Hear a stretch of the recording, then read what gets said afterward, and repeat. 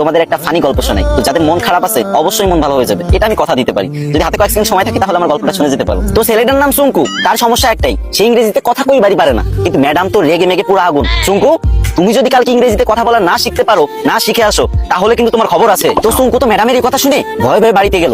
আর পরের দিন সুঙ্কু যখন স্কুলে আসতেছে, তখন অনেকক্ষণ আসার পরে দেখতেছে একটা ছেলে একটা মেয়েরে বলতেছে, বলে হ্যালো ডার্লিং। তখন সুঙ্কু বলল, এই তো পাইছি রে, এটাই তো ইংরেজি। আরে আল্লাহ, এত সহজ কথা আর আমি শিখতে পারি না। যাক, এটা আমি মুখস্থ করে নিই। তো সুঙ্কু মুখস্থ করে নিল, হ্যালো ডার্লিং।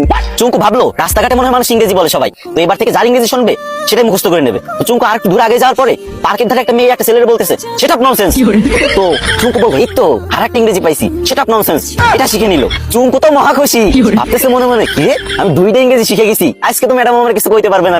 আর একটু আগে যাওয়ার পরে বাস থেকে লোক নামবে, ঠিক আছে, তো সুপারভাইজার বলতেছে লেডিস ফার্স্ট, লেডিস ফার্স্ট। তো চুঙ্কু ভাবছে যে এই তো শিখে ফেলছি 3 নাম্বার ইংরেজি।